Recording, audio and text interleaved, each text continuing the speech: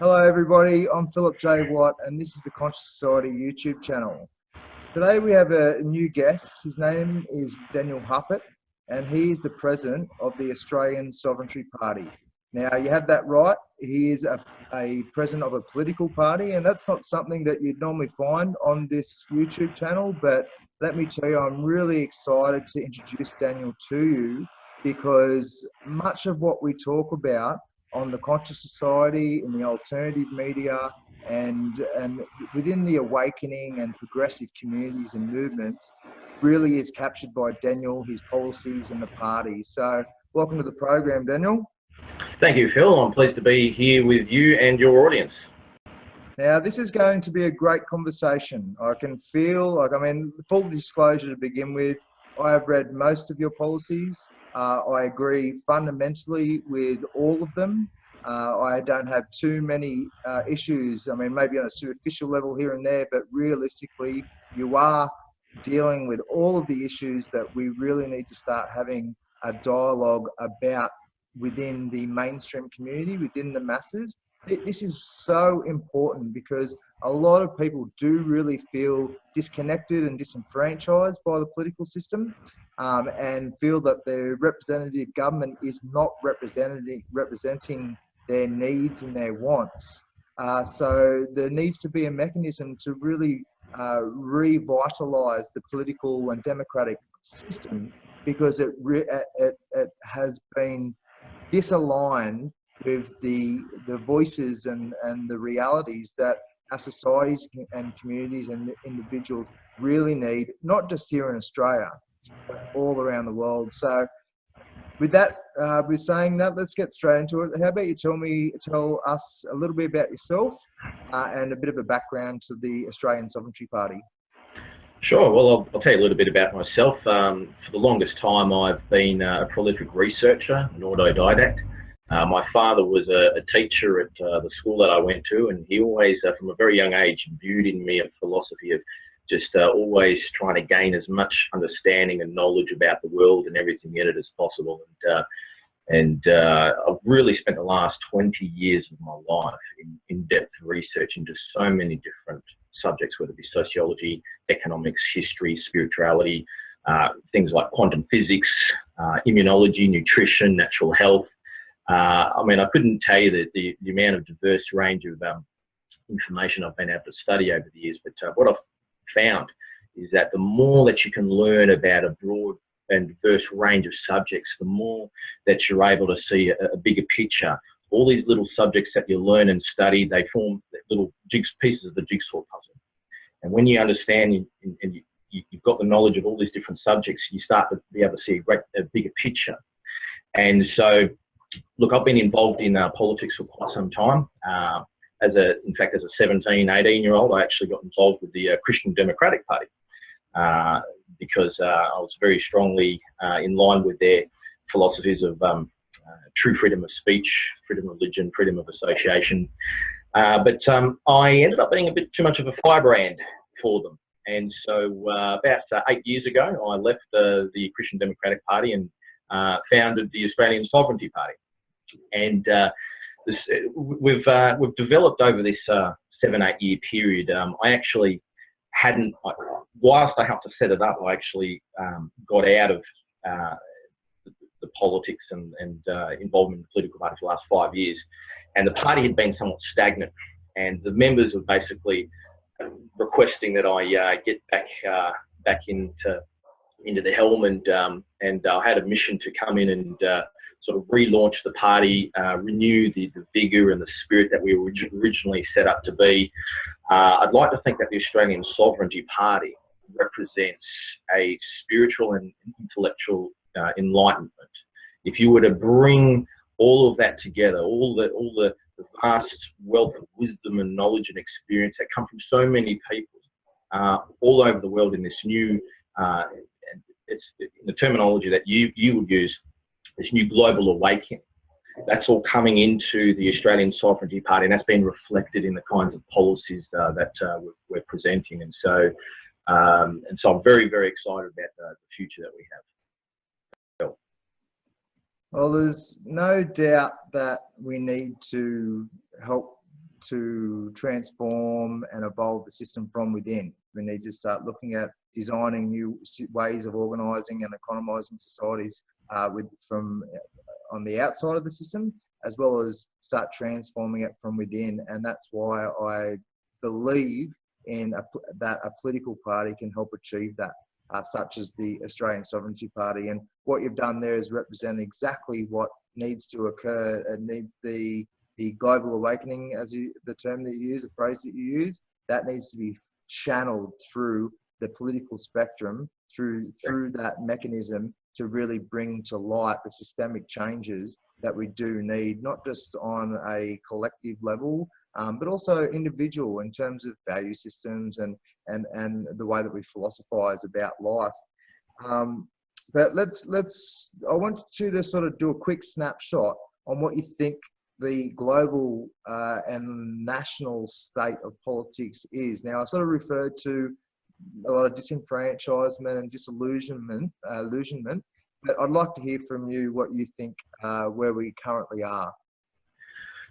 Well, globally, I'd say, and I do try and keep a very close eye on global affairs, I'd say that humanity is on the precipice at the moment.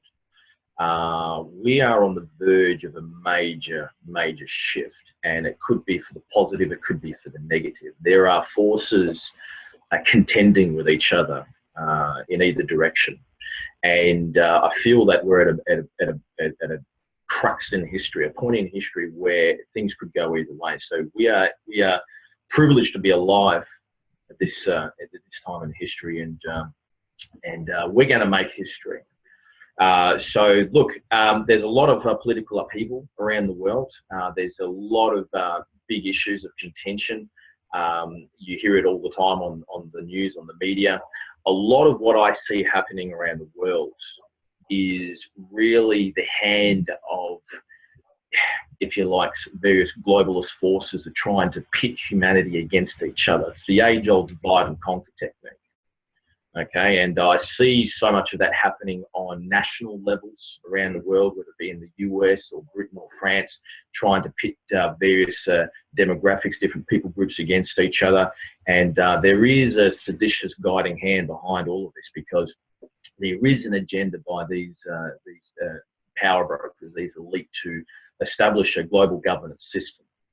And it's not a friendly one. It's going to be dictatorial. It'll be with the loss of all of our rights and freedoms, the loss of national sovereignty, which national sovereignty, I believe, is very important for us to be able to uphold our rights and our freedoms as individuals in a nation state. And I see a concerted attack on the sovereignty of nation states around the world. This is all part of a greater game here. And who the players are, I'm sure you and your audience are very well aware of who the players are here, you know, whether they be global banks and multinationals and various secret societies. I don't want to delve too deeply into all of that, but I think most people are aware at some level that things aren't right. And all over the world, we see people not trusting their governments. I mean, over in America, the approval rating of Congress is below 9% now. And it's not so much better here in Australia either. People have a greater distrust of government and the mainstream media more than I think in any time in history. So that's what I think about the overall situation in the world right now, and I hope and pray that we can reverse this trend and we can restore some semblance of peace and justice and prosperity and health for all mankind. Yes, you've struck a nerve in me. I could feel that, and I'm sure with the audience too. And we know that the primary control mechanisms of this deeper order power structure, no matter what term we would like to call it, are the banking and the monetary system, as well as the media, how information is disseminated to the masses. It is highly controlled, it is laced with propaganda, it is designed to elicit consent for particular things and to fill particular agendas. So that is extremely important for a political party to at least acknowledge and then design policies to combat as we move into the new paradigm, the new era for humanity. The other thing is that I guess governments have been controlled by big money for a long time now. They have lobbyists who with millions of dollars, probably more, who campaign the governments to achieve their particular outcomes or agendas. I think there's a really good image that went around for a while on social media where you've got the sort of the people, then you've got the governments, and you've got the multinational corporations, and then you've got the banking oligarchy right at the end that controls the whole scenario. So governments really are just a puppet for these, for the bigger money, for the deeper orders, for the true controllers of the world. And that needs to change, because the governments aren't there to represent multinational corporations and elite power structures. Governments were designed to represent the people. So is that something that that you have incorporated into your policy design? Put it this way, the bankers, the multinationals, they're not going to like the Australian Sovereignty Party. And anyone who seeks after the truth will recognise the truth, and they will find the Australian Sovereignty Party, and they will get a feel and a sense of who we are and what we're representing. And I hope that people can realise that we may very well be the last chance that maybe not even just Australia, but the whole world has. I have a vision that we can really turn things around here in Australia if we can get enough support. Now, I'd like to see the Australian Sovereignty Party be able to create such an incredible renaissance in freedom and prosperity and wealth and enlightenment in Australia that Australia can become, if you like, a beacon of light to the rest of the world. We can show the way, we can set an example. And this is, in fact, plays into a little bit of our foreign policy, because I don't believe that we should be sending billions of dollars out in money to foreign aid that often ends up in the hands of corrupt people. I've always said the best thing that Australia can do for the rest of the world is to shine as a light, and to set an example, and to have the rest of the world say, look at Australia and look at our freedom and our enlightenment and our prosperity and our wealth and our way of life, and say, I want what Australia has. Why can't we have that? And to create a real spirit of renaissance amongst all the peoples of the world. That's what I'd like to see Australian Sovereignty Party be involved with. And in fact, our political party is actually open to people from all around the world joining us as affiliate members. And we've already had people from the States and other countries join us just to show solidarity with what we're doing, and just to support the mission and the movement that we represent here. I remember when I was young, about 15 years ago, I thought Australia really could be an ideological leader in the world. And then as time went on, I realised how controlled we were by the banksters and the multinational corporations. And then I went, hang on, no, we've really sold out. I don't think we're really in a position to be an ideological leader, because I think, you know, in many ways we've been such a beautiful player on the world stage in terms of sport and medicine, science, and a whole array of technological feats and advancements and whatnot. But realistically, the government has gone down the path of most of the other Western world governments, and it is, as you said, it's moving towards a dictatorial or almost a tyrannical type global system. That's right. But then, so when I was in Peru, I remember a newfound friend, he asked me, you know, Australia could be a leader, and I was like, nah, it's too late. We've already lost what we had leading up, you know, to the last sort of half a century and whatnot. But your policies, your party really has reinvigorated that fire within me, because there is something we can do. We can do it through the legal and the existing frameworks, and we can help build awareness for the people around what the true issues are, because most people don't understand what these issues are. They'd rather keep their head in the sand. They've probably heard about it a little bit, and there's parts of them that really do, as you mentioned before, it doesn't gel right with them. there's a discord, there's a disconnect within them, and they know that something isn't quite right, but they're not prepared to exactly uncover it all yet, because it is a lot of darkness. There's a lot of challenging sort of information that you have to process. Yes. When you go down through the through this path of understanding how the world really, really does work right now.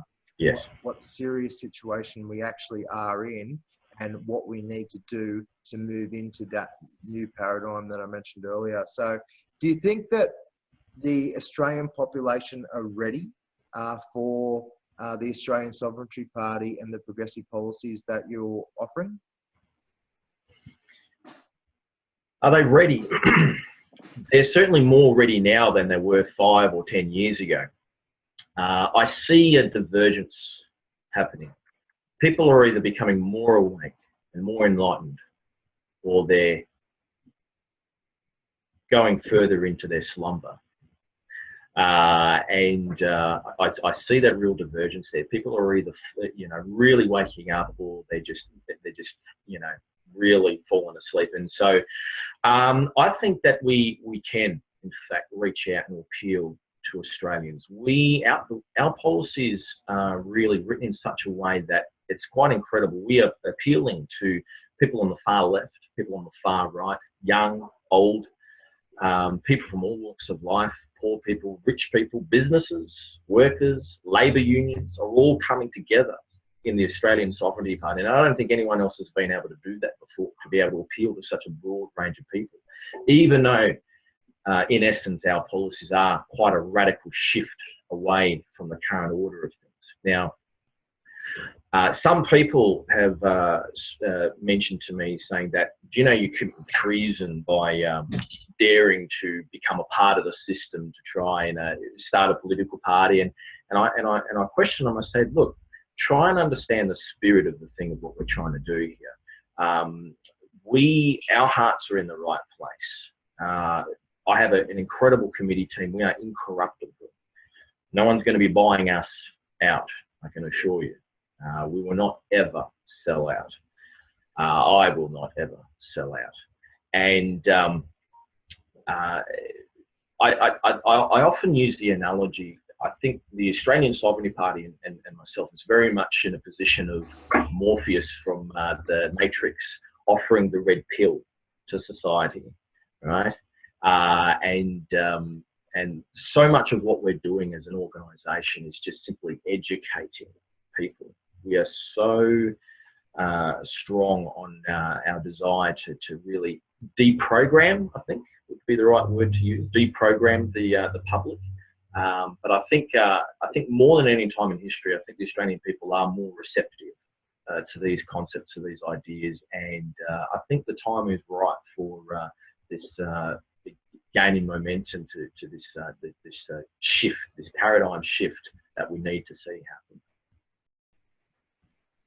Absolutely, it's energetic. It's we weren't ready for this. A lot of the dysfunction in the world leading up over the last several decades has been a driver, a mechanism for this awakening, this sort of, I guess, this expansion of consciousness of heart and mind at the same time. Yes. Around what we can actually create, because we don't have to have things the way they've been. We are very creative and ingenious creatures, and we can create something beyond what we can even imagine right now. And that's the next step. Our next step is actually putting our heads together as a collective and moving forward into an era of abundance and freedom, and really overcome the suffering that has plagued human societies since our very existence, or since our civilized existence at the least. So we mentioned people waking up, and you said there was a bit of a divergence. There's also a whole pocket of people in the middle as well. They've got some idea about certain concepts, that have some understanding around certain corruptions or the way the system works. I will speak to random people all the time and offer a particular angle on a subject, and I'm really surprised at the amount of the positive response that I do actually get.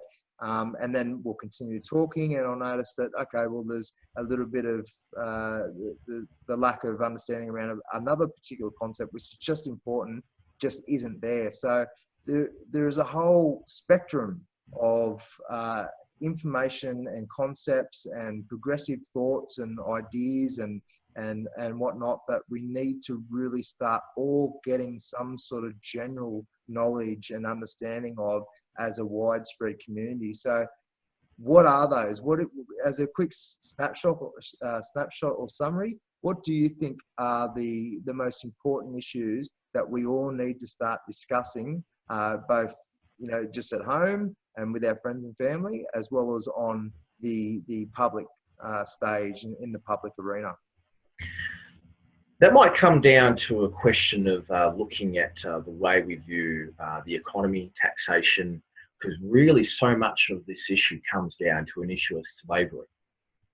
So much of what I'm about and what the Australian Sovereignty Party is about is removing those shackles, those chains of slavery, whether it be slavery to ignorance, slavery to poor health, but certainly we are enslaved to these taxes, these regulations, these bankers, to debt. And this is an issue that our tax and our monetary policies deal with incredibly. It's a marvelous thing, really, when you look at these policies and you understand them and what they can do to liberate society. So the reason why I think this line of discussion is most important, because when you're talking about reaching the middle ground, most people out there, they've been given over to bread and circuses. They don't really care so much that we're putting poison in the public water supply, or that our national health system, the way that we approach health with a pharmaceutical-based symptom management approach, it's a total failure. But again, most people, they're not really thinking about that. What they do think about is their wallets, their hip pockets. That's exactly right. And if we can do something to really create an environment of incredible freedom, wealth, and prosperity through our tax and our monetary policies, it really actually solves 95% of society's problems. Everything from the divorce rate through to suicide and depression, through to just so many different social factors that will have an incredible positive impact on if we were able to introduce our tax and our monetary policies. So I think that's where the discussion really needs to revolve around.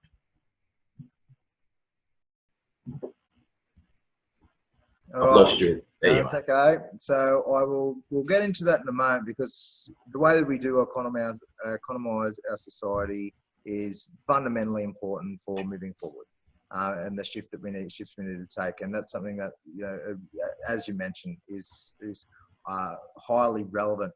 It evokes a lot of emotion in people around can they actually not just survive but thrive through the way that they participate economically within societies. But just quickly, I thought I'd just take a quick snapshot about the education process, because you mentioned that earlier.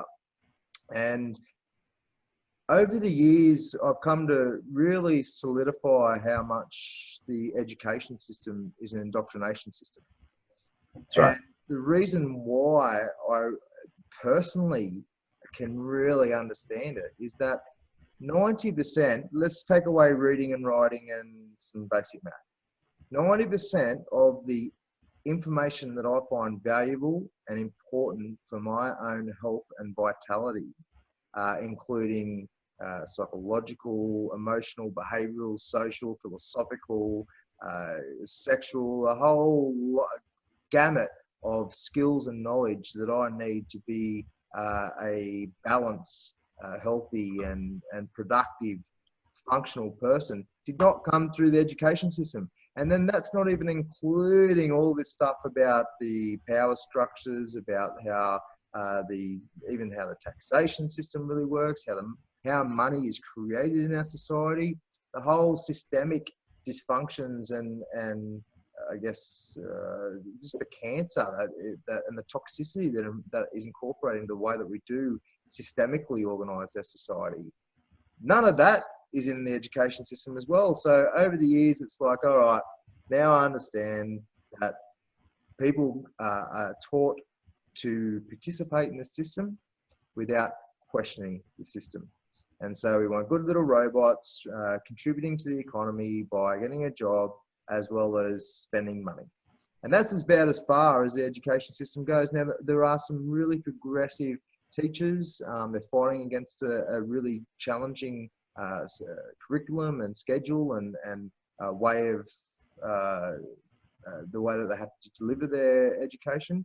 But for example, was one of my friends, the 3-year-old, I think he is, he's at a preschool, and they've incorporated meditation into the curriculum, into their daily activities. And I was blown away when I heard that. I was like, fantastic. We need more teachers and principals and education staff to really take the reins of the education that they provide their kids and start filling the gaps, because we know that the parents aren't doing it in general because they weren't taught it.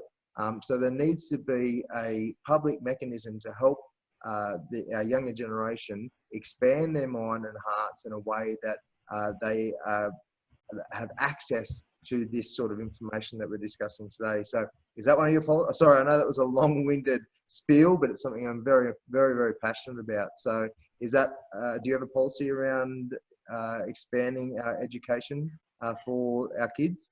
We certainly do, and it's not just a single policy. There is a concerted agenda to dumb down society, and it's not just through the education system. People can go and read a major Harvard University study that looked at fluoride in the public water supply causing as much as a 14-point reduction in IQ. That's exactly what they want. The powers that be do not want an informed, an enlightened, and an intelligent and discerning population. They want us dumbed down. They do not want us to have the ability to critically analyse and discern exactly what they're doing, to be able to see their agenda, and therefore obviously be able to expose it and fight against it. And so there are many different ways in which, if you like, this is all part of social engineering. This is going back over 100 years ago, you know, and we do expose a lot of that. And so yes, to combat this this issue with the general public not really being able to discern the real world and understand real information, to be able to critically analyse and debate things. It's a multi-pronged approach. Part of it is through media. I think we need to I think get a better handle on what is being portrayed in the media.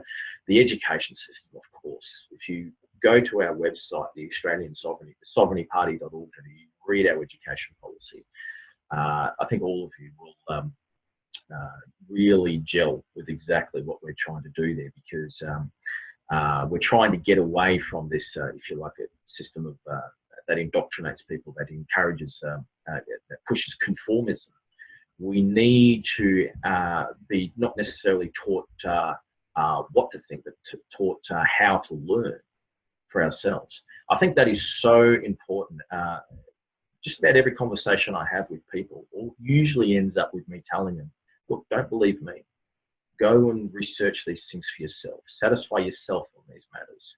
You know, take the action, you know, and the responsibility into your own hands to go and delve into these subjects and see that what I am saying is the truth. We need to be encouraging our school children to do the same. And so we need to equip them with the tools of how to go and critically analyse information and to give them the ability to debate. We need to encourage individualism. We don't need to be pushing a conformist approach. So much of our technological development has come about because people have been free to think for themselves and to develop and to innovate. And I think that's also trying to being suppressed at the moment as again, we're pushing this more conformist approach in schools. And so, yes, our Our education policy definitely tackles all of those issues. And part of it, in fact, is also encouraging a diversity in curriculum models. I think it's important that we allow and support different schools that use different curriculum models, and it's kind of like a free market approach, really. The public will be able to see which schools and which curriculum, which system of education are producing the more intelligent, more enlightened children. And I think that's very important. And again, you'll find that in our education policy. So does that answer your question, Bill? Absolutely. We need little rebels. We need people thinking for themselves and actually going through the process of doing that robust research, as you mentioned. You know, like I write about a lot of progressive and challenging topics, many of which are labelled conspiratorial.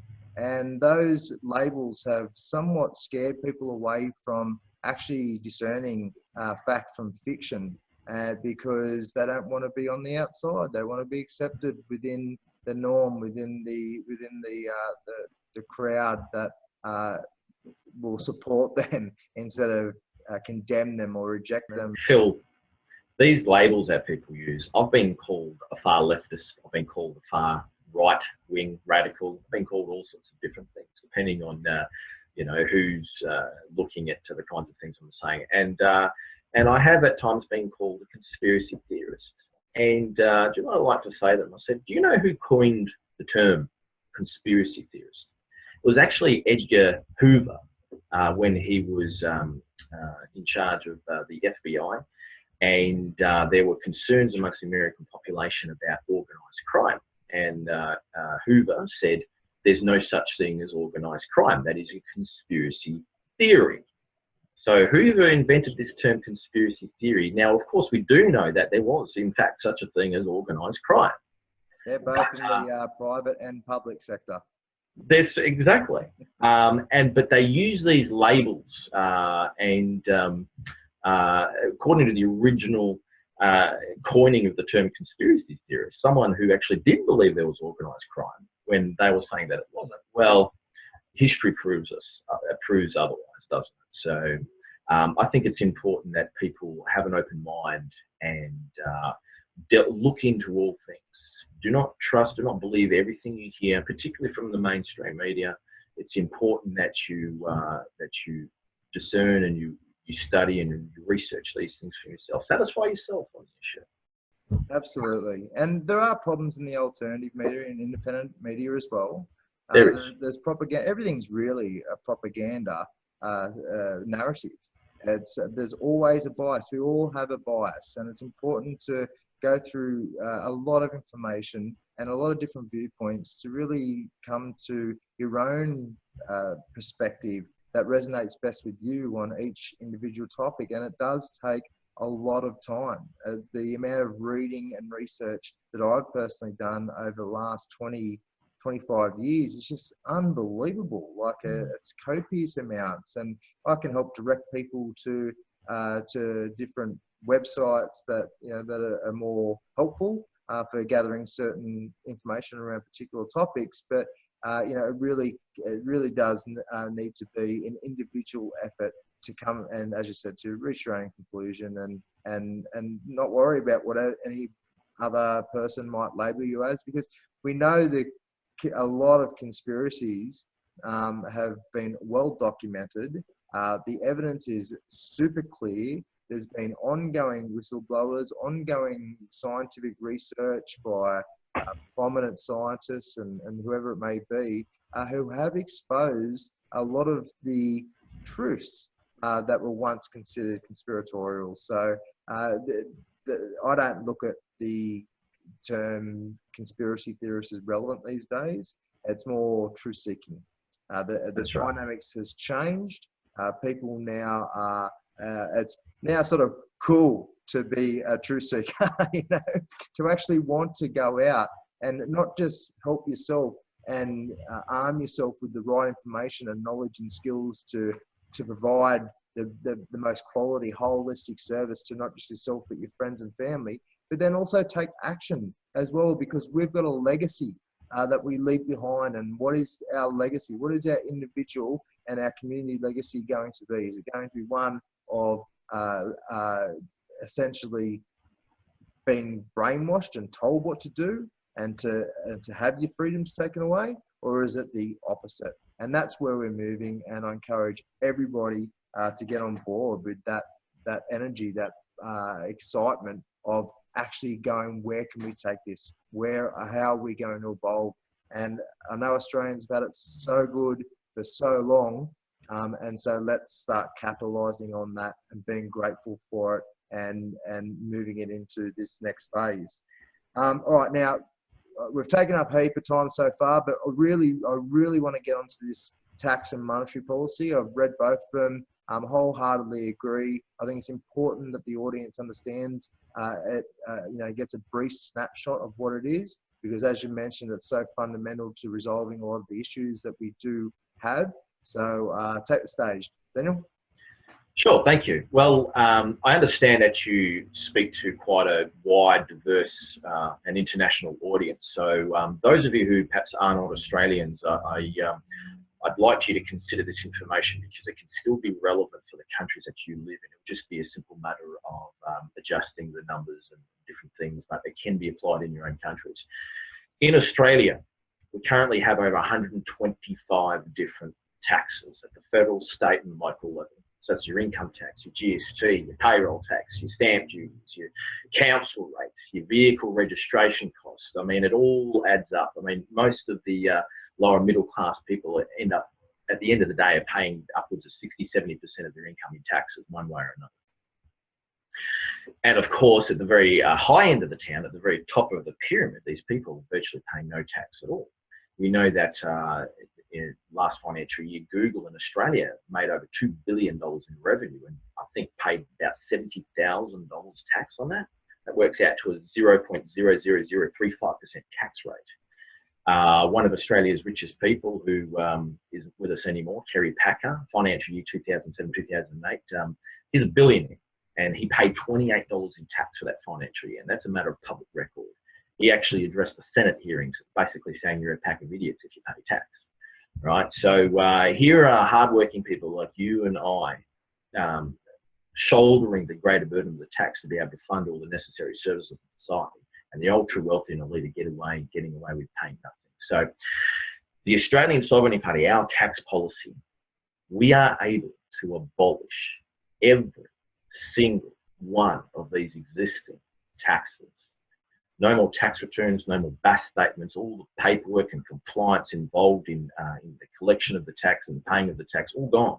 The only taxes that we are in fact going to keep will be import duties and tariffs, just to help to protect Australian jobs, and we're very unapologetic about that. Now, how then do we generate this sufficient revenue? Well, currently, it takes 125 different taxes to generate approximately $410 billion across the federal, state and local governments. That's about a total amount of money they bring in. Of course, they're spending more than that every year, which is why they're continuing to put us further into debt, because these people just don't have any idea how to manage an economy. Now, the way that we're able to generate revenue is by implementing or establishing a 2% debit transaction tax. Now, the way this works, if you work for a company and maybe they pay you a weekly wage of $1,000, they would traditionally pay that wage via a direct bank transfer. And when that company transfers that money to your account, automatically processed would be a 2% transaction tax. So that would be $20 on $1,000. So your company would effectively pay $1,020. You would get the $1,000. You keep it, no income tax is applied. Now, keeping that income, you then go down to your local grocery store. Hopefully you're buying Australian made, and you buy $200 worth of groceries, you swipe your card, bang, that's a transaction. 2% of $200 would be $4. So you would be charged $204. That $4 is automatically collected by the government. So there's no need for keeping receipts or doing all these tax returns in order for the government to be able to collect this money. It's all automatically processed. We're quite lucky in Australia that we have one of the most advanced electronic payments system or infrastructure. This kind of taxation system could not really have worked 15, 20 years ago. But today it can work, and it's so easy to be implemented in a matter of days. It's a simple matter of a little bit of programming, a little bit of extra monitoring of the private banking system. All of these figures are already monitored by the Reserve Bank of Australia anyway. And we could start generating this revenue. So in addition, maybe you're paying your weekly mortgage. You might have $500 direct debited from your account every week to pay your mortgage on your house. That's a transaction. 2% of $500 is $10. Okay, so if you were to spend your entire weekly wage of $1,000, the absolute most you would be paying in tax would be about $20. Now, doesn't sound like a lot of tax, and you might think, well, how is it that we could possibly generate enough revenue through this system? Last financial year, over $50 trillion went through the electronic payment system in Australia. You do the maths.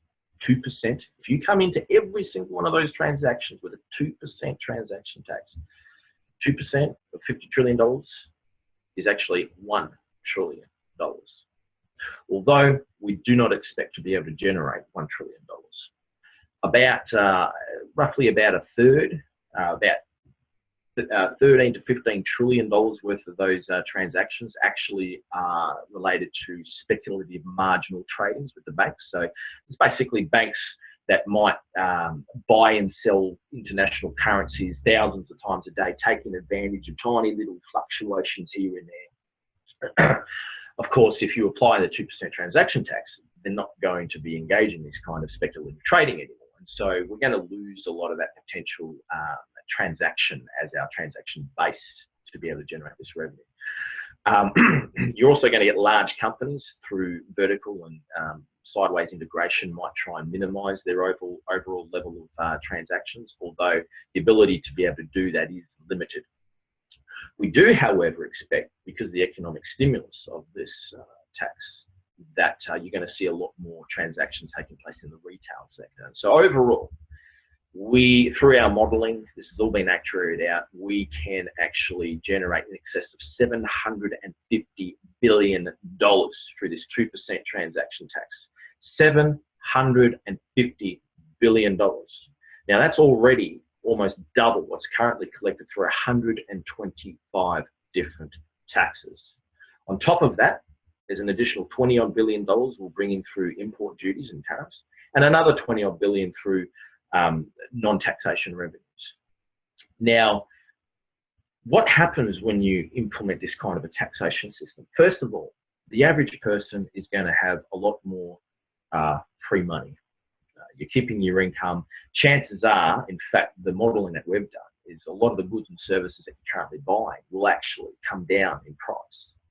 And so while the wages won't necessarily come down, in fact, the wages may likely increase, but the actual cost of goods and services will come down, because when you remove all these taxes, GST and the company taxes, all these different taxes that would be included in the final sales price of the food or whatever, cars, all the different products that you buy. So your dollar's going to go a lot further. Now, what happens when you implement the system? So when people have more money, what do they tend to do, Phil? I've just lost your audio there. Sorry, I put myself on mute, but yes, they spend it. They spend it. So that's right. They go and buy new TVs, new cars. They want to build a new decking out the back. They want to go on a holiday with their family, take their wife out to a restaurant twice a week, whatever. They spend it. And so what happens? Because people are spending more money in the economy, businesses are going, gee, this is great. Everyone's cashed up. They're buying more of my goods and services. They're going to have to put on new or extra employees, deal with all the extra business that they get. So we're creating jobs. Manufacturers say, let's come and manufacture our goods in Australia, because we don't have to pay all these ridiculous taxes anymore, all this red tape, all this bureaucracy, all done away with. So we have a major return of manufacturing to Australia. We're creating jobs. In addition to our monetary policy and being able to build all this infrastructure, and I'll get into that in a moment, the government's going to be employing upwards of 100,000 people a year building major infrastructure projects. So we're creating jobs. So before you know it, you literally have 100% employment. 100% employment. What that means is it's going to get to the point where a company is literally going to have to employ a paraplegic in a wheelchair to come and pull a machine press lever because there's no one left to do the job because everyone's employed. Now, in that kind of environment, what happens is companies have to do everything they can to hold on to their current employees, because if they lose you as an employee, they're going to have a hard time finding a replacement. And so, Phil, what are they likely to do to hold on to you, to try and retain you as an employee? Treat you well, give you good wages, treat with respect, give you good work, good jobs. Exactly. So they might increase your wages, they might give you more time off, more family-friendly hours, a safer working environment, better staff facilities, all these things. The companies will do this willingly and of their own accord without needing to be pressured by the unions, because they'll have really no other choice, because they're going to want to retain their employees. And so what you're creating here is an environment of incredible prosperity. There's jobs in abundance. You can literally walk out from one job and walk into another job the next day. Easy. You're getting a good wage. You're not having to work 30, 40 hours of overtime every week just to be able to afford to pay the bills. You can work your standard 38, 40 hours a week and still be able to provide for your family, pay all the bills, and live a very comfortable life. In companies aren't going to be complaining about this situation, because in the end, they're not paying all these taxes anymore. Particularly your sort of your small to medium business. Your larger businesses that currently basically don't pay any taxes, they're going to have to start paying their fair share. But ultimately, they're going to be better off anyway, because when there's more people with more money in the economy, they're buying more goods and services. And so ultimately, even these big companies, multinationals, they're still going to end up paying, earning more money anyway, even though they're going to start paying their fair share of taxes. So you just create an environment where prosperity just literally explodes. Now, there's so many positive consequences that this has on society. I mentioned the fact that it may very well likely even reduce the divorce rate by up to 70%. The 70% of divorces have come down to economic issues, financial problems. And if that's no longer the case, then we're not going to have such a high divorce rate anymore. And what the positive flow-on consequences of that is, you're creating a better, stronger family environment, particularly for children to grow up. I mean, it's really, this policy just solves so many of society's issues. Now, the tax policy is one pillar of our economic policies. The other pillar is our monetary policy, and this is very, very important for everyone to understand. Now, in Australia, there's about $1.87 trillion of money in circulation. That's a lot of money. Now, that actually equates to roughly about $77,000 per head of population in Australia. Now, the government, through the Treasury, only produces the physical notes and coins, that we call currency, if you like. That only represents about 3% of the overall money in circulation. So we've got literally about $1.8 trillion of digital money in circulation. Where did this money come from? Now, please, I know many of you who maybe think you've looked into the matter and you think you maybe know what you're talking about.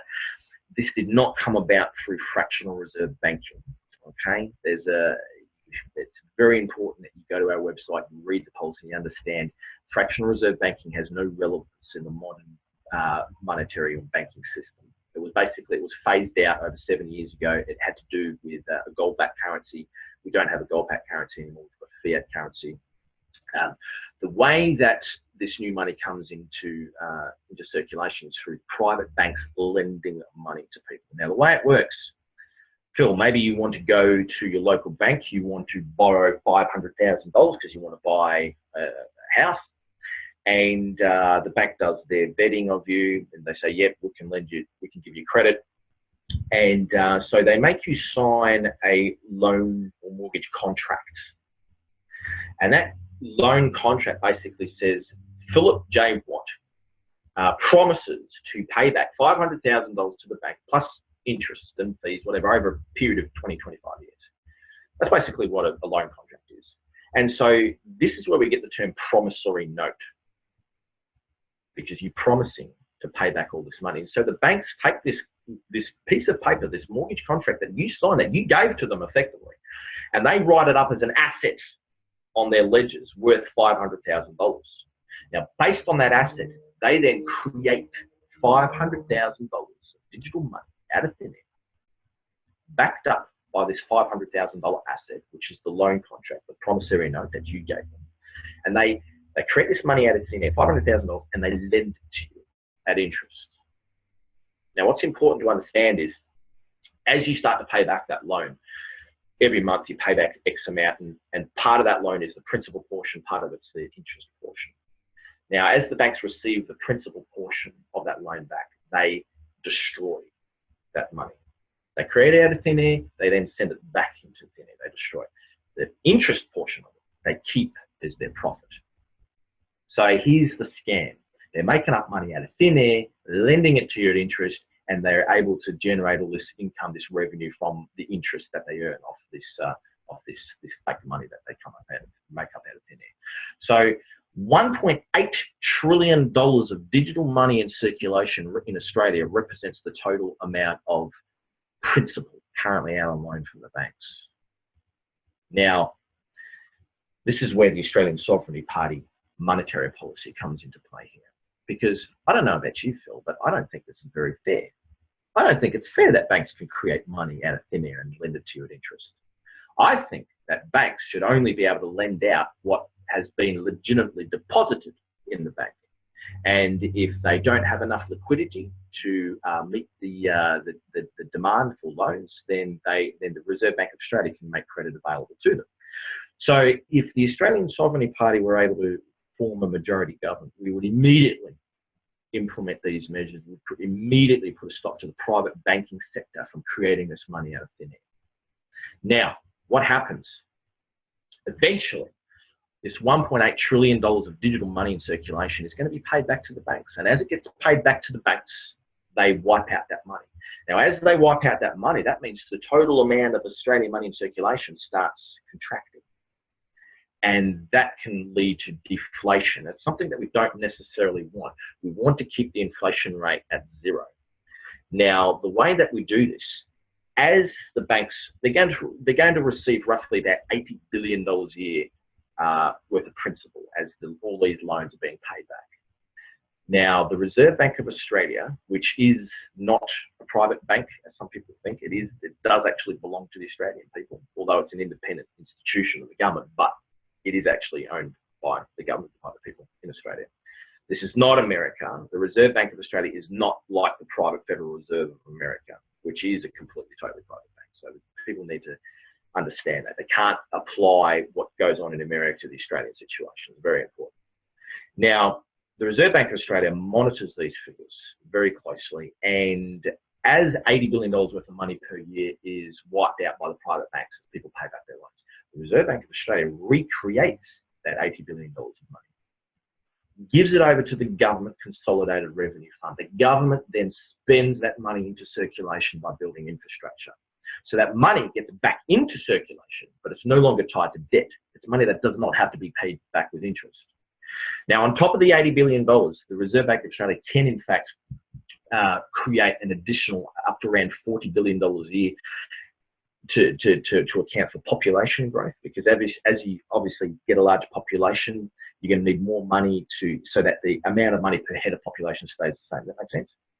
And you can also increase the money supply a little bit based on productivity increases. So overall, through this policy, we're able to actually create about $120 billion per year. The government spends this $120 billion a year on building infrastructure, and that is a significant amount. Let me put that into context for you. The federal government of Australia over the last 25 years has spent about $45 billion on road and rail. So that works out to about $1.7, $1.8 billion per year that they spend on road and rail. We could spend $45 billion in 1 year alone, and that would still only represent about a third of our annual infrastructure budget. The Australian Sovereignty Party are big on infrastructure. We'd like to build a 600-kilometre-an-hour Japanese-style maglev train between Melbourne, Sydney and Brisbane, and maybe even extend it to other areas. Cost of that is roughly about $60 billion. Sounds like a lot of money, yes. $60 billion is half our annual infrastructure budget. we can build this massive water pipeline infrastructure from the northern wet regions of Australia to bring it down to the drier southern states. We can literally drought-proof Australia and literally start greening the deserts. I mean, that ties us into another policy that we have to undertake one of the largest tree planting programs in history. We can literally turn our deserts into productive farmland and forests and all sorts of things if we can just have the will, the determination and the finance to be able to do it, and we do. And so through this infrastructure policy as well, with this money, we're going to buy back all of the toll roads. So we believe that people should be able to access all the roads free of charge. We're going to buy back a lot of the utilities and run them at a cost basis for the benefit of the Australian people. We can invest into things like solar roads. We're going to have a massive investment into renewable energy. We believe that Australia can become 100% powered by renewable energy. We've got the funding to be able to do this. This has all, again, been actuated out. We can prove. I have personally debated with bankers on this issue, and every single time I do, I destroy them because a lot of them, unfortunately, have been brainwashed. They don't even realise how the true system works. And I'm able to show them financial spreadsheets from the Reserve Bank of Australia, the Australian Prudential Regulatory Authority. I even show them quotes directly from the Bank of England website that proves all of this. So we know what we're talking about. So combining $750 billion through our 2% transaction tax, $20 billion of import duties, another $20 billion of non-taxation revenues, and $120 billion through our monetary policy. We're talking about a $910 billion budget. And so we've done something here that no other minor political party's ever been able to do. We're actually been able to justify and prove how much money we can generate. And we've actually got an ASP budget. We're showing this is how much money we can give to education, to infrastructure, to health, to defence, to social services. We're in fact getting a lot of support at the moment from senior Australians. We've made the commitment that we're going to increase senior pensions from $788 a fortnight through to $1,200 a fortnight. Non-means tested. Anyone who reaches 65 years of age, you're all going to get your $1,200 a fortnight pension. Now, that's not an empty promise. We're not blowing hot air. We've budgeted for it. We've proven that we can do it. And again, this is something that no other party has done. I mean, a lot of people out there, they make promises, say, we're going to do this, we're going to do that, we're going to do all these things. Even the Liberal Labor duopoly always say, we're going to do all this, but they never tell you how they're going to fund it, how they're going to budget for it, how they're going to be able to do it. Chances are they're going to end up putting us further into debt to the bankers. No. The Australian Sovereignty Party, we have an incredible plan for the economy. I defy anyone to come and debate me on this issue. Go, please. Read our tax and our monetary policies for yourselves. Search out the truth for yourself and try and understand what it is exactly that we can do here, because this is about freedom. This is about smashing and breaking the chains of financial bondage and servitude over the public. It's about allowing all the people down here to rise up and be prosperous and wealthy and independent. People say to me, well, if this is so good, why haven't the politicians introduced these kinds of policies before? I think you know the answer to that. They serve banking interests, they serve multinationals, the people at the very top of the pyramid are a pack of control freaks. And they want to stay there by pushing everyone else down. If everyone down here is enslaved to taxation, to regulation, we're relying on the welfare. This is a system of control that they have over us. And they don't want to lose that control. The Australian Sovereignty Party is all about liberating the people from these systems of control so that you can truly be free. Phil, I hope that answers your question. Very inspiringly, Daniel, very much so. You've just really reflected and represented a reality that we can seriously create, and not it could be like in a very short period of time. For anyone who believes what Daniel said is incorrect or has criticisms around the monetary and tax policies, go to the website.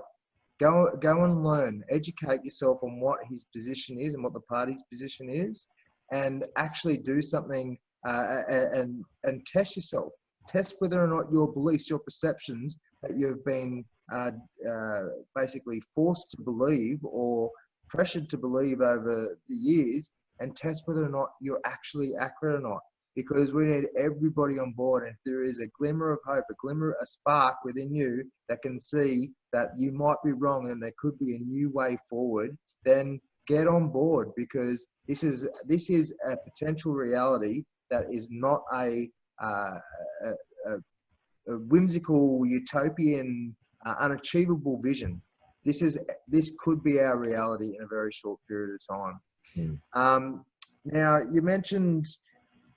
Okay, it is true. As we talked about way earlier in this video, the politicians do represent multinational corporations and banksterism and the elite power structures. A lot of them don't really understand that. A lot of politicians don't understand who they actually work for, and they will not challenge an idea or a belief if it's going to test their career or whatnot. So there is also an opportunity for those within the political system, within the academia, the academic sort of apparatus, universities and whatnot, those within the banking industry and charities especially. If charities united and start pushing such an idea, it would probably make them a little bit obsolete, but at least they would achieve their role, which is to help the communities to be free of all this socioeconomic disadvantage and whatnot. So I was particularly inspired about you greening the desert and transforming the way that we provide food, because I really believe that food should be localized, or at the very least regionalized. We should be able to produce all of our food, real food, not this artificial crap with all these preservatives and chemicals and all the rest of it in there, but real food to help rectify the health issues, not just physical health issues, but also mental health issues that permeate across our society. A lot of it has to do with diet and nutrition. I'm particularly a fan of permaculture. It's a really sustainable, efficient, effective way of man and nature coming together to produce the resource needs: food, fiber, fuel, whatever we can take away from our environment in a sustainable, respectable fashion. And I know that you've got a policy that incorporates the permaculture and the sort of sustainable, environmentally responsible approach to food and other services. You mentioned energy. We've got a whole gamut of technologies that make the current oil and gas industries obsolete. We can already create engines that run off salt water. Like, why isn't this being widely implemented? There's, I guess, we talked about education. We talked about health. There's really health. Sorry, no, you're right. Health is very, very, very close to my heart. Natural health. As a child, as a teenager, I was very, very sick young lad. I had terrible autoimmune dysfunctions, terrible allergies, asthma. I was getting bronchitis 4 times a year. I almost died of pneumonia a couple of times. This is all on record. I had terrible gastrointestinal inflammation, all sorts of, and of course, I didn't know any better. My parents didn't know any better. Always to the doctors, always on the antibiotics. I was just getting worse and worse. And when I was about 16, 17, I decided I've had enough of this nonsense. So that's when I really started delving deep into a lot of these issues. I studied immunology, nutrition, natural health, medical sciences. So many, I couldn't tell you how many hundreds of books that I read and reports and medical journals. And I was gradually able to get a better understanding of what the issue was and why I was so sick. And I was able to cure myself naturally. Took a few years to do it, changes in diet, like chelating my body, detoxing of heavy metals and toxins, a range of different things. But my allergies went away. I wasn't getting sick anymore. I haven't been to the doctors in about 15 years now. And since then, I've been able to help a lot of people. I'm very, very passionate about this. I've helped kids with autism, people with cancer. I've helped people, and I don't claim to be a medical practitioner, a licensed medical practitioner, right? I'll say this though. I have debated many GP doctors and pharmacists on the issue of immunisations, for example, and it's scary how little they know. So I don't claim to be a wonderful technician or all this, but I think because I've studied such a broad, diverse range of health and medical sciences, I am able to help people holistically with so many different health issues. And I have helped people with particularly a range of gastrointestinal inflammatory diseases and autoimmune dysfunctions and a range of different issues like that. A lot of people who I talk to, they don't want to believe me because I'm not a licensed doctor. But the few people who actually do take my advice, quite often they come back to me a month, 2 months later, often with tears in their eyes, and they say, Daniel, I wish I had talked to you a long, long time ago. Now, I have transposed this understanding, this philosophy, this ideology to get us back to a more holistic and natural health-based system into our health policies. We're very much revolving the right of freedom of choice as far as health goes. You know, we don't think that any medicines should ever be forced upon anyone, whether that be vaccines or fluoride or anything else. We have very responsible policies as far as controlling communicable diseases. There are a range of other factors that come into play besides immunisations to actually be able to control the spread of communicable diseases, and we address those issues. So I don't want anyone to start fear-mongering, saying that we're being irresponsible here because we dare suggest that people have the right to choose or to refuse any types of medications. Now, we have a program that we'd like to institute at all schools from kindergarten to year 12. We'd like them to have a daily nutritional drink that contains plant-derived organic bioavailable minerals and vitamins, probiotics and essential fatty acids and antioxidants and chelating substances and various herbs that can help to improve learning and other functions. This is an initiative, for example, that no doubt the pharmaceutical establishment will do everything they can to try and prevent, because they are afraid, because they know if we were to implement this, the results would be incredible. The results, the health of the children, their ability to function properly, to learn, to be more attentive in class. And so, yes, we have very, very powerful health policies. Now, environment policy, you mentioned that as well.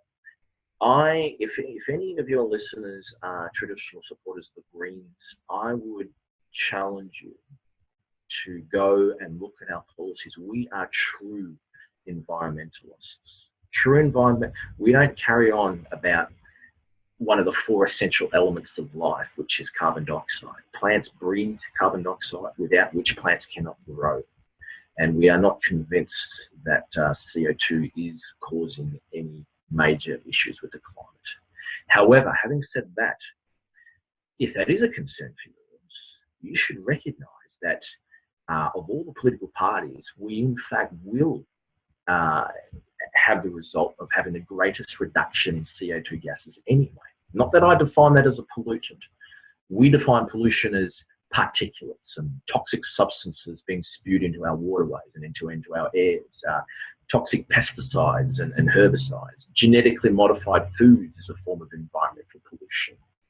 These are the things that we are seriously going to be tackling, because having a healthy environment is about us, people, and other animals for that matter, being healthy and not having our immune systems constantly weakened or diminished due to all this build-up of toxins and pollutions. And so it's about, this very much ties into our health policy, having a clean, healthy environment. Now, we do want to, and we do have the funding, and this is the thing, this is not an empty promise. We're going to put solar panels with battery backup on every single residence, on every single house in Australia. We're going to have massive funding into other grid-scale renewable energy projects. We are possibly going to look at investing into thorium fourth generation thorium molten salt reactors that are proven safe and are actually able to process existing nuclear waste. So they can actually help to reduce the global stocks of nuclear waste using these new technologies. So there's a range of things that we're going to invest in. The point is we don't make any promises. We've got the funding, we've got the money, the budget to be able to do all of these things. So I would encourage anyone who is a current supporter of the Greens Party, if you're concerned about the environment, please recognise that the Australian Sovereignty Party is the true, real environmentalist party. Phil.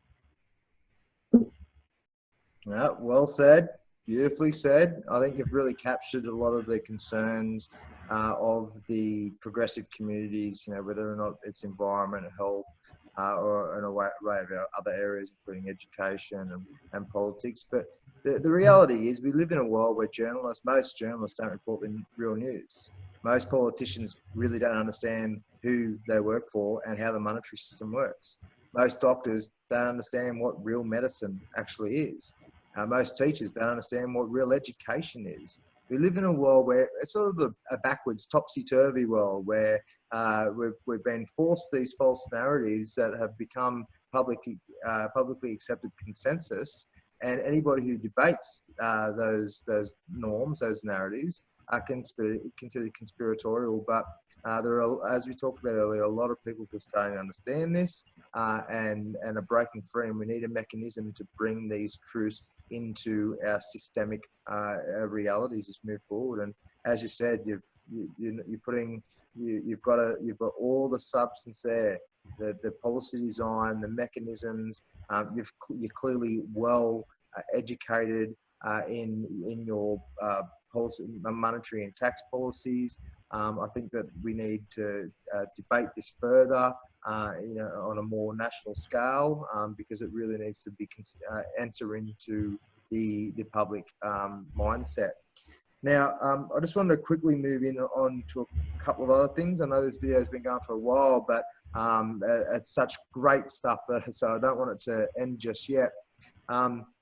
I wanted to mention poverty and socioeconomic disadvantage and mental health issues and addiction and existential crises and a whole gamut of individual suffering manifestations that aren't getting better in society.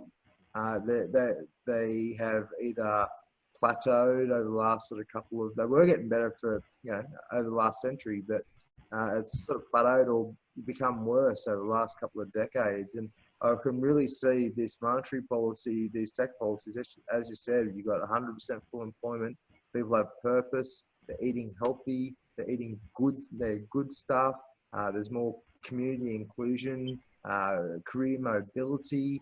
There's a whole sort of spectrum of positive impacts from that monetary and tax policy. So everybody should try and understand this and start looking what the Australian Sovereignty Party really has to offer. Now, I wanted to mention one other thing as well. Do you see the war on drugs as a policy failure, or one of the biggest policy failures of the last century? Because from my point of view, all it's done is criminalise the health issue, increase crime, increase poverty, increase mental health issues, addiction. It's suppressed quite a natural thing for people to explore alternative states of consciousness. Obviously, the end goal is meditation and to understand go through the spiritual introspection and the internal world through that altered state. But many people have been a victim of these outrageous policies that has sent this whole market underground into the hands of organised crime. So what's your position on the war on drugs, Daniel? The war on drugs is patently a complete and total failure. And of course, there's a long history here, and I like to refer back to what was happening in the United States. Go back to the early part of the 20th century, where if you had a headache or a toothache, you could walk down to your local herbalist or apothecary and you could get a little bag of opium. and that was perfectly legal. And it was probably, you know, in all honesty, probably a safer way of dealing with pain than some of these modern pharmaceuticals anyway. And the point is that it was legal, and you didn't have this big issue with everyone just being addicted and all this style of problems. You had that freedom there. And of course, what we see happening again is you had, they brought in the alcohol prohibition.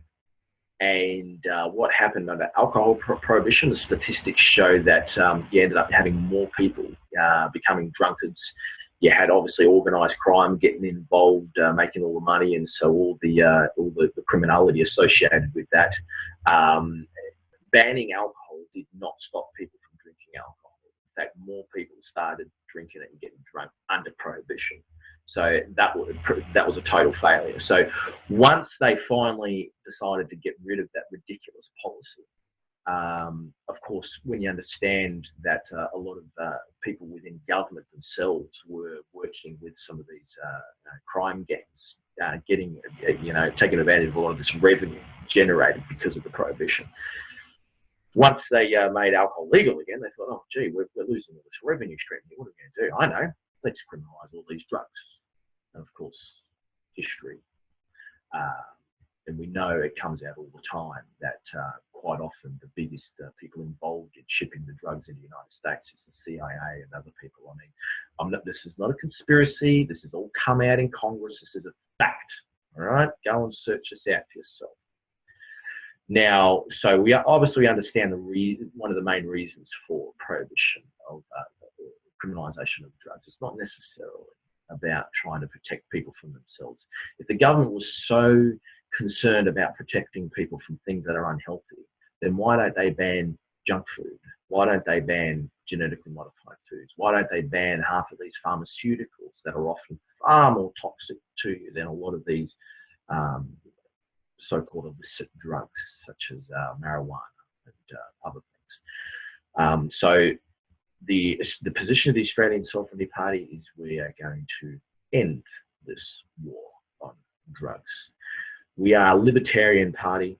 We believe in the freedom to do as you will, provided you cause no harm to any other person or their property. So Phil, if you want to light up a joint in your living room there, you should be free to do so. You're an adult, you can make an informed decision for yourself. Now, again, this is very much part and parcel with an overriding philosophy that the Australian Sovereignty Party has, and that is to educate, not regulate. It's a cute little catchphrase I like to use. If we can apply that philosophy to all these different areas of society, that education is better than regulation. We don't need more government control. We don't need more laws and regulation and nanny state telling us what we can and can't do. It's a failure. It's not working. We need to empower people, enlighten people, educate people, enable them to make informed decisions for themselves. And people need to be free. Free. I mean, how can you commit a crime against yourself? So our policy is basically the only area where the law should get involved in this is if you are irresponsible and selfish enough to go and, whether it be getting absolutely inebriated on alcohol or drug affected by any of these other drugs. And mind you, again, a lot of these prescription pharmaceuticals can often have a big effect on people's sobriety, if you like. So if you then choose to go get behind the wheel of a car, knowing that you are under the influence of various substances, and then you happen to drive onto the curb and kill someone, the full force of the law should come down upon you as though you did that with full will and intent to do so. And so that's the only sort of area where the law should become involved in this matter, right? But most people, I think, will be responsible enough. They think they'll know, and even with the alcohol thing, I mean, the alcohol causes far more damage to society than any of these so-called other illicit drugs. But alcohol's legal, isn't it? Right? And so we need to take a far more enlightened approach to this. Now, On the issue of ice, that is possibly one issue that we could potentially maybe regulate and control and maybe tackle. But I personally believe that if we were able to implement our tax and our monetary policies and the incredible effect that this will have on the economy, it's going to give people hope, it's going to give people reason to get involved in society and community, and I think that through the economic stimulus that this will bring about, I think you're going to actually have a lot less people using these drugs. I mean, no amount of laws are stopping people from getting access to these drugs anyway, and all of it's doing is enabling the crime associated with it. Once you decriminalise these drugs, you literally put the crime mafia, the drug gangs out of business. There's no more profit in it for them anymore. You do away with a lot of that criminal element. And so I'd like to point to situations around the world. You know, Portugal's a good example where they have, to a bit of a degree, softened up on the laws regarding drug use. And the point is, we haven't seen more and more people suddenly go and get on the drugs just because it's, they've softened up on the laws there. In fact, there's no evidence to suggest that by decriminalising drugs, more people will end up using them. I mean, that's just a fear-mongering campaign that people want to use in order to keep the drugs as illicit substances, but there's no evidence to prove that. Historically, or whether around the world, other countries have implemented these types of policies, and so that's our position on it. We also would like to provide support for people who are trying to get over addictions to various substances, and I think part of that is you need to be. We'd like to take a more of a carrot approach than a stick approach. I think it's important that people who are dealing with addictions to various substances, that they feel like that they're still loved by the community, they're not ostracised. I mean, the moment that you start pushing them away and ostracising them because they refuse to get over their drug addiction, you just create isolation, and they get into their isolation, and the addiction often, studies have proven, this becomes stronger. But the moment you include them in your family circle, your social circle, you show the love and support there for them, their ability to get over these addictions are far stronger. One evidence to back that up is, in fact, studies that were done regarding people who have had surgeries in hospitals, and they'll often be on these various pain relieving drugs for up to 6 weeks, and some of these drugs that they're given in hospital are literally pure forms of cocaine. Literally, they just give it a fancy pharmaceutical name, but that's literally what it is. So they're literally given cocaine and other substances for weeks on end. When they leave hospital, are they then addicted to these drugs? 99% of the time, no, they're not. They go home, they're surrounded by their loving family and social circle, and they're not addicted to the drugs. And so for the issue of addiction, yeah, I think we can deal with this a lot more holistically as a society. But overall, yeah, we're going to cease this war on drugs, Phil. What do you think? Oh, mate, there's the therapeutic and developmental aspects of particular substances that have been made illicit has been scientifically shown through so much research and whatnot. For example, MDMA helps to, I think it was like an 80% strike rate of curing those with PTSD, and they only had to take it a few times with some guided psychotherapy. So, for example, war veterans who are still having images and memories pop up all the time and are unable to function properly, MDMA has been highly successful in curing it. Then there's the developmental stuff around marijuana, for example. Like it really is a miracle herb. We can replace fuel with it, our fuel needs with it. It can do our clothing. There's a whole big spectrum of uses that we could utilize of marijuana. But the general, as you said, we just need an education process. Most people don't abuse substances. They use them, and as I said earlier, I mean, my most favourite way of altering my mind is through meditation. I do it in action through certain activities, and do it by sitting still. But it's still a form of undertaking a mind-altering experience, as well as emotions. There is even just watching a movie or having a beautiful hug. It releases a whole spectrum of neurochemicals in our system that literally changes ourselves on a physiological and psychological level. So these are very natural experiences to occur. Most people do it through, for example, food. There's a whole serious addiction to overeating and to eating poorly, and these are having neurochemical impacts on the body and on the mind, and they're essentially like taking drugs. Now, granted, it's obviously not as significant of an impact, but people need to understand, have a better understanding, a wider view of what altering the body and altering the mind is really about. And once we go through that sort of education process, we can understand that alcohol and cigarettes and these pharmaceutical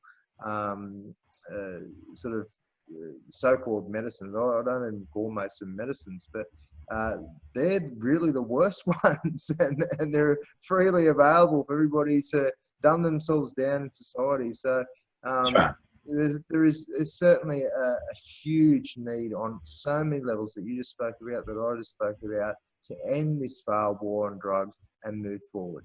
Now, I know we should move forward as well, but there's a couple of things I want to mention before we end the interview.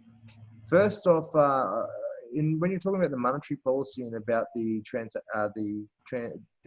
debit tax or the transaction tax, it got me thinking around how the globalists, the global elite at the moment, are moving towards a cashless society, and that's not something that's not something we want, because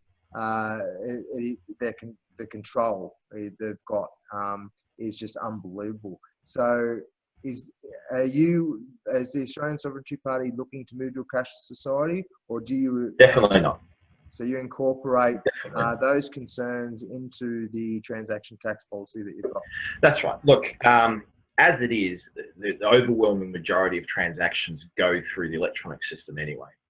Now, often people want to use cash to avoid taxes and things like that, but the way that our tax policy is set up, you can go to your local ATM and take out $300 worth of cash. Now, that would be a transaction. You would pay $306 ultimately, so $6 would be collected by the government. You can use that cash to go and purchase. You can go to the restaurant or whatever you want to do.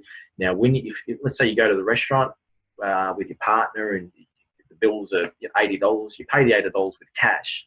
There would be no need to apply any sort of separate transaction tax there, because the tax was literally applied to the cash as you drew it at the ATM.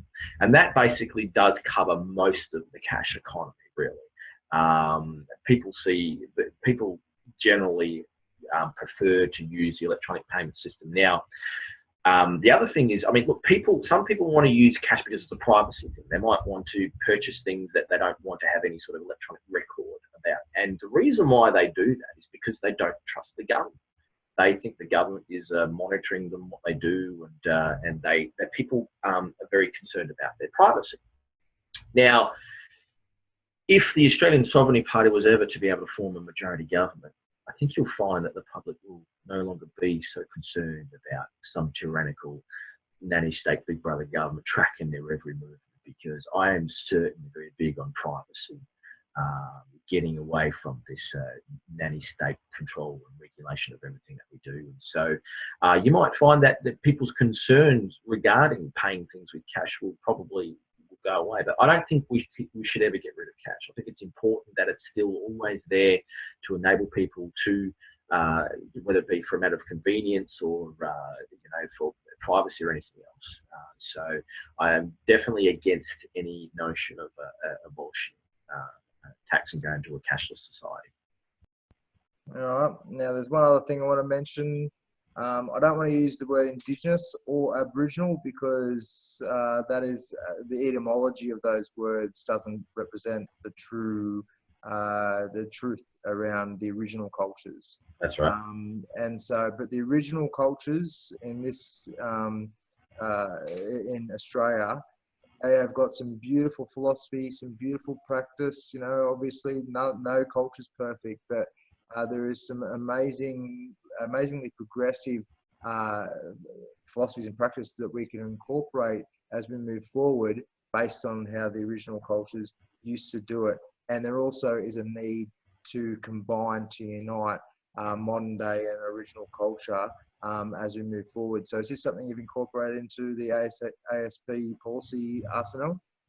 Look, in various ways, really. You'll find that through our education policy, we're trying to encourage students to develop a greater connection with nature, getting back to the earth. We're going to have schools to have students involved in growing their own organic produce on school grounds and partaking of that. Also, I mean, permaculture as well. We're very heavily pushing for biodynamic and permaculture-based systems.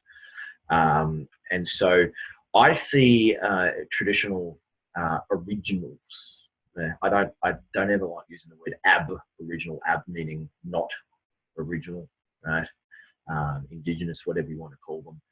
They, for thousands of years, are stewards of the land. It's the things that they knew back then, for example, using fire to bring rejuvenation to nature. I mean, the Indigenous people doing controlled burns, if you like, for thousands of years, and knew that it would bring a return of life and green to particularly dry areas. And so I think there's a lot that we can learn there.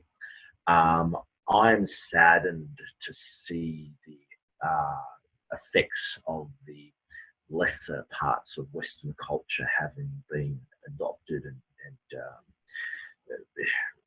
by various Indigenous communities. It's quite sad that there is an issue that many of these Indigenous communities have been given over to alcohol and other issues, and that's that. I think that all society needs to take some responsibility for that. I mean, I think this has all been very deliberate over the years to regards to these Indigenous communities by the Western culture, given them these aspects of our culture, drunk and all sort of stuff. It's quite sad. Look, we acknowledge the Indigenous as the original sovereigns of the land. That's in our policy. We actually have a separate policy on Indigenous Australians, which actually hasn't actually gone off on our website because we are wanting to have a sit down with Indigenous elders, and we're in the process of getting that done. One of our committee members, Dr. Stuart Jemison, who actually runs a non-for-profit research organisation into health and wellness, and he's helping us out with his various networks. We're hoping to get together with people like Gary Jagamara and a lot of these other Indigenous elders, maybe Mark McMurtry, and sit down and actually discuss with them exactly how we can come up with a policy that's amenable to everyone. And so we're very much open to that. I think for justice to be done, justice is very, very, very, very important. I see so much injustice in the world where innocent people are being harmed, and quite often it brings tears to my eyes. I hate injustice. And for justice to be done, we need to recognise that the effect that colonisation has had over the Indigenous peoples. And so I want to really reach out to them and really have a spirit of unity with them.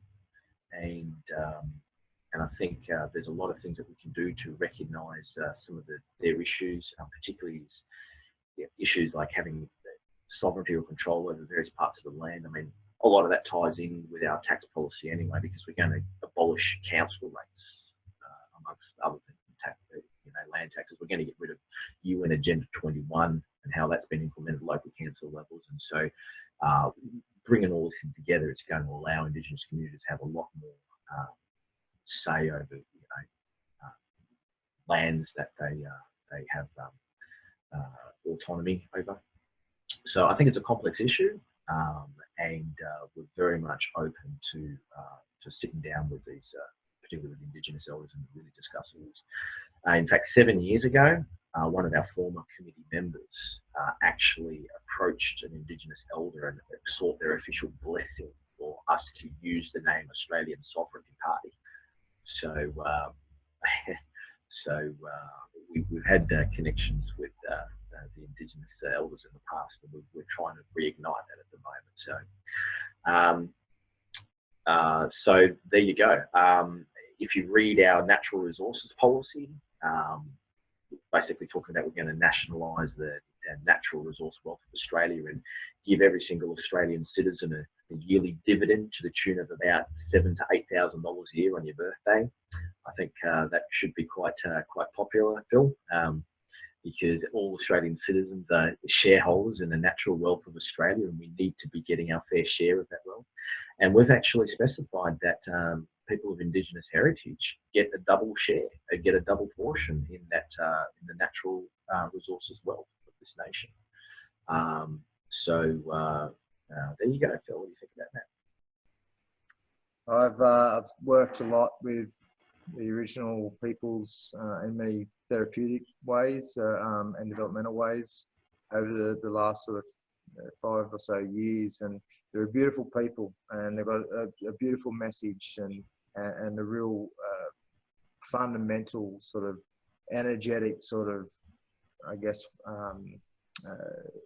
like just a structure, like a field that we can really incorporate in as we move forward, as I mentioned earlier, because they've been doing it for so long, 60,000 years. It's a long time to bring, to learn and to adapt to your environment. So, and particularly in terms of community and family and friends and whatnot. So, all right. I might add that I've actually been a part of a co-operary some years ago, and I'm a very consummate didgeridoo player. Look out! I'll get the drums out. Do the circular breathing and everything, mate. So yeah, I'm quite good at it. So I'm handy on the drums, so I'll bring the beat. All right. Phil, all right, so, do you mind just in closing, if it's possible, Phil? I just want to speak to your listeners here.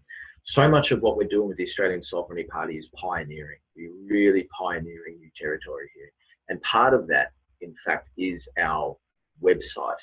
Now, we are, to my knowledge, the first political party in history to have built this unique website platform. What it allows, all of our members who sign up through our website actually granted access to, if you like, hidden areas of the website that the public cannot see, because our website actually doubles as a networking platform. This is really, really unique here, because it actually, all of our members who sign up, they're able to create their own profile page, they're able to post videos and articles and pictures, and they're able to engage with each other in chat forums and discussion groups. They're able to discuss our policies. And this is another very unique thing that the Australian Sovereignty Party have been doing, even over the last sort of 3-4 months through our social media, through Facebook. We've actually been posting our policies up, and we've been saying, hey, listen, this is our draft policy on this issue or that issue, whatever. What do you think? What's your evaluation? Do you think it could be improved upon? And often people actually do come up with some very valid points, and we've actually gone and often modified or updated our policies based on the feedback of the people. Now, I don't think any political party's ever really done this. We're actually really genuinely showing that we are a party of the people. We listen to the people. A lot of people have expressed their excitement and their gratitude. They haven't seen this before. They haven't seen a political party actually asking the people to contribute to our policies. Now, one of our policies is in fact on citizens-initiated referendum. This is a way to give more power into the hands of the people to hold this government in check. And our entire website is in fact our citizens-initiated referendum policy in practice, because it allows all of our members to engage with the party, and we really want to harness the spirit of activism. And so I encourage every single one of you, get involved with our online community, our network, sign up as a member, show your solidarity with what you're doing, and you can have a real contribution to the party, engage with other members, get into discussion groups and forums, share any information you think with us that can help us as an organisation. And so again, we're really charting, sailing uncharted territory here, and it's very, very exciting. Well, we're a team, and as the analogy you used earlier about different pieces of the puzzle makes the entire jigsaw. Each of us has our own unique piece of the puzzle, and it's important that we own that power, step into that power, and contribute back to not just ourselves but to the world, to our family and our community and our nation for what we have to offer. So I will reinforce what you've just said. Anybody who's watching this who are excited about the Australian Sovereignty Party, or just inquisitive, just a bit curious to learn more, because a lot of people don't know what the policies are, what policy even really means, and what sort of ways we organise our societies right now. So I would really encourage you to go and read them twice, read them 3 times. Really wrap your minds around what Daniel and his team at the Australian Sovereignty Party are trying to create as we move forward, and become well versed, become a bit of an expert in what potential opportunities we can create for all Australians in our future. So Daniel, I really appreciate you joining me. It's been an awesome chat. We've probably gone double the time that we expected to, but this is a conversation that we could probably have for another day or 2 at least, So I'm going to have to definitely get you back on to continue this discussion and maybe delve a little bit deeper into some of the individual policies. So is there anything else you'd like to add before we go? I'd like to thank you for your patience. This is probably a longer conversation that you might have with most of your interviewees, but there's just so many important things we need to cover, and I confess this is one of my greater weaknesses in keeping my responses short. I do apologise. I always feel that I just need to elaborate on all these different issues because everything is just so important. So I thank you for this opportunity. My absolute pleasure, and thank you for joining me. Thank you. Thanks, Daniel.